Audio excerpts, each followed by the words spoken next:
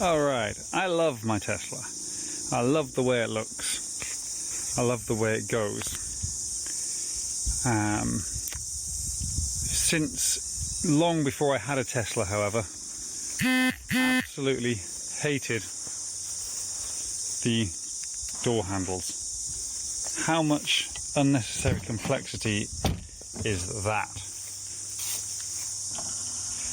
There's hundreds of videos on YouTube showing you how to fix them, because you've always got to fix them. I hadn't had to fix them until recently, where my back left one went wrong through busting this little cam that it drives out on.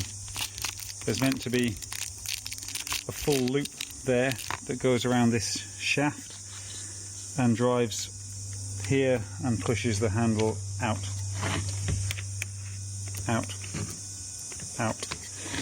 So I raided the part from this one and put it on the one on my car, but now my back left door handle, so this was the back right, now my back left has gone wrong, and just had a friend over who wanted to mess around with Teslas, so there you go buddy, knock yourself out, get the door handle out. He did that and now he's buggered off, because obviously it was a bit boring taking a door handle off a car. It's just a car, it's just a door handle. And then I had it on the bench trying to figure out what was going wrong, and it was basically, it was driving out. It was fully extended and wouldn't go away, and the motor was just turning. The motor was not turning, was trying to turn. It was warm, it was going to burn itself out, and it had been like that for a couple of days. This one actually, when this Paul had died, its motor wasn't driving the handle out, and it was just turning all day and all night, 24/7. There's obviously no smarts in the box here that actually counts how long it's been trying to turn the motor for and going, oh yeah, this is a bit too long. So anyhow, had the other one apart, couldn't see anything wrong with it. Like, there's quite often this thing goes wrong. These the cables into these micro switches go bad. As you can see here, this position sensor I changed on the other one as well, because the cabling into there, the strain relief had gone bad. So there's lots of things to go wrong here on it. It's a door handle, for God's sake, you know. There, look, there's a handle, nothing to go wrong. That one's even a bit complex because it hinges, but you can even, you know, make it solid and not even have a hinge. Anyhow, this is a moan and a grumble, so move on if you want something less than other than a moan and a grumble.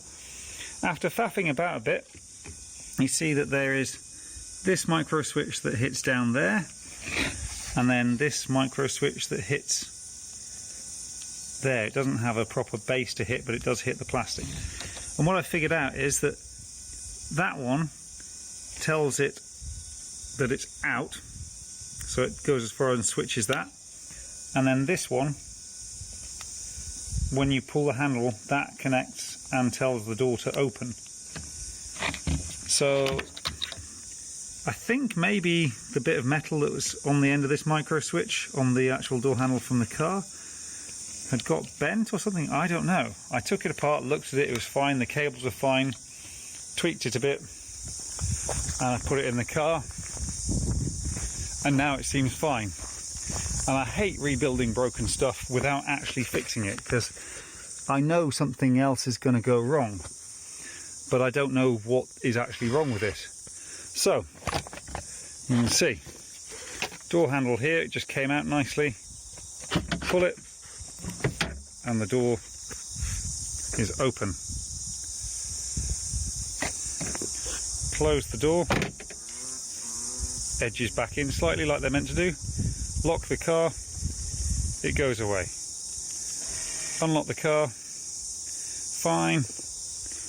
Pull the handle, door opens. Close the door, goes back a bit. Lock the car, closes. So it's working. But for how long? What an absolute piece of crap design. Anyhow, what I have figured, what I'd think would be bloody cool, if you actually open the door, so like that, it releases it enough to be able to do that.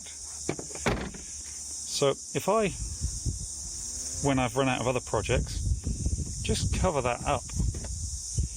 Put a micro switch somewhere on there, or maybe even down here, maybe even here. So you can just trigger the release, put your hand in there, and you've got an open door. And then you're even more sexy because you don't even have these ugly great chrome reminders of the needless complexity in this otherwise wonderful car. Not sure how you get rid of the stupid controlling software and the attitudes of all of the staff above a certain level, but one step at a time. Anyhow, hope you enjoyed this rant. Please feel free to donate. I don't have a Patreon or anything, but you can send vegan cheese. No, don't send vegan cheese. No, I'm lacking nothing. Send a good bit of cash to the charity of your favourite choice, and Google effective altruism if you want to invest in things that aren't actually destroying the world and maybe are in fact improving the world.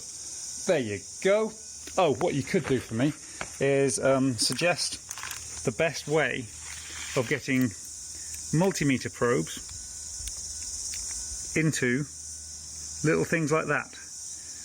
So an adapter, whether it be via breadboard or what have you, and then a little connector, because I find trying to test continuity on stuff like this, with giant great big probes like this, you know, AVE would have some kind of a wonderful vulgar way of describing it, but me, I've got no metaphors today, sorry. So yes, that would be wonderful. Oh, and one other thing. Never mind all you other peasants. Damien Maguire has subscribed to my channel. Woohoo! If you're watching this, Damien, surely you've got better things to be doing. But thank you. And to all of the rest of you, thank you also for watching. When I called you peasants just a second ago, I didn't really mean it. You're at least 9 steps above me. I'm just an idiot in a shed in New Zealand. Bye bye.